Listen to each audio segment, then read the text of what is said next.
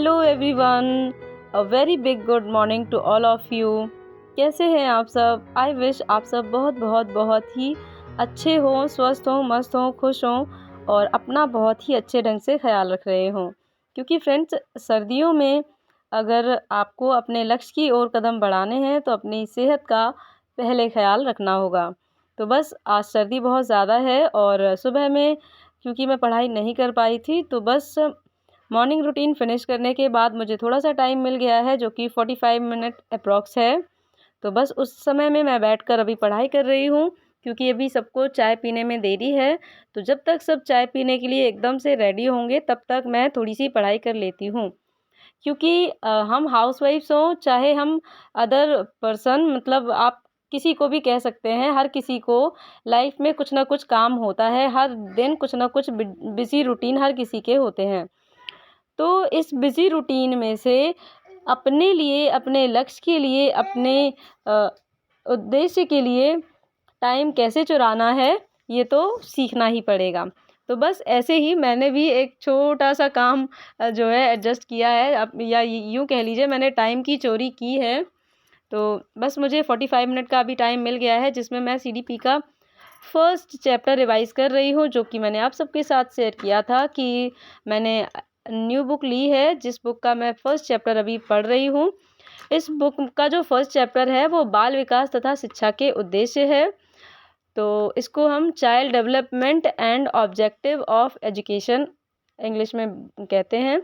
तो इस चैप्टर के अंदर काफ़ी सब चैप्टर्स हैं, यानी कि काफ़ी सब टॉपिक्स हैं, जैसे कि वृद्धि एवं विकास यानी कि ग्रोथ एंड डेवलपमेंट का चैप्टर है।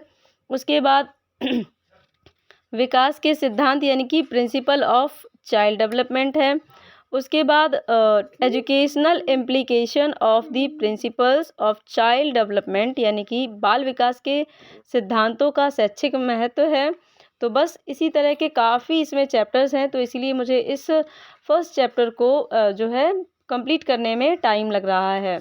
तो अभी मैंने जो है जो वृद्धि एवं विकास और शिक्षा के कुछ उद्देश्य जो हैं इतना पढ़ा था, और उसके आगे ही मुझे पढ़ना है, और इस चैप्टर को पढ़ने में मुझे हो सकता है थोड़ा-सा और टाइम लग जाएगा, क्योंकि इसमें काफ़ी सब टॉपिक्स हैं, जैसे कि मैंने आप सबको बताया अभी। तो इस बुक के बाद फिर मैं 30 प्रैक्टिस क्वेश्चंस भी करूँगी, ऐसा मैंने प्लान किया है। कितना सक्सेस होता है ये तो देखते हैं, टाइम के अकॉर्डिंग ही पता चलेगा। तो पढ़ते-पढ़ते ही मैंने जो है मेरी मदर इन लॉ आ गई थी, तो सबके लिए चाय गरम की, तो मैंने भी यहीं साथ में चाय एन्जॉय करते हुए अपनी पढ़ाई को कंटिन्यू रख लिया। जब भी मैं पढ़ाई करती हूँ, मेरे घर में मुझे ऐसे कोई डिस्टर्ब नहीं करता है, क्योंकि सबको पता होता है मैं पढ़ाई करती हूँ, और जैसे भी मैं मैनेज करती हूँ, सब उसके साथ एडजस्ट कर लेते हैं। तो बस अभी ये मेरा टाइम है दोपहर का, सारा काम करने के बाद थोड़ी-सी धूप निकल आई थी, तो बस धूप में बैठकर पढ़ने का मन किया, तो आ गई फिर से अपनी सीडीपी की दुकान लेकर और बैठ गई पढ़ने। क्योंकि इसके सारे चैप्टर्स कवर नहीं हो पाए हैं, जैसे कि मैंने आपको पहले ही बताया है, तो बस उसी को रिकंटिन्यू करते हुए मैंने सीडीपी से ही अपनी स्टडी को आगे बढ़ाया है। और इसके बाद मैंने अभी दोपहर में ही डिसाइड किया है कि मैं इंग्लिश भी कवर करूँगी, क्योंकि मुझे अभी यहाँ पर 2 घंटे का टाइम मिल जाता है दोपहर में, जिसमें मैं आराम नहीं करती हूँ बिल्कुल भी। इस टाइम पे मेरा बिल्कुल भी ज़ीरो रेस्ट चल रहा है, मैं बिल्कुल भी रेस्ट नहीं करती हूँ, और जितना भी मेरा टाइम ज़्यादा से ज़्यादा हो सकता है, मैं सब अपनी स्टडी के लिए डिवोट कर रही हूँ इस टाइम पे।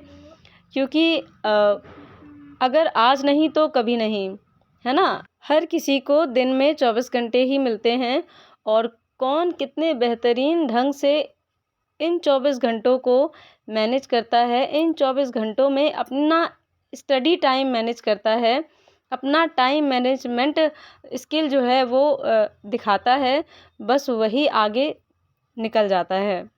तो मुझे भी जो मैंने पिछले ईयर्स में अपनी मिस्टेक की है, वो मिस्टेक्स मुझे दोबारा नहीं करनी है, और मुझे इस बार किसी भी तरह केवीएस के लिए 100% अपना जो है देना है, ताकि मैं अच्छे से अपना जो है कोर्स जो कंप्लीट कर सकूं, और अच्छे मार्क्स मेरे आ सकें।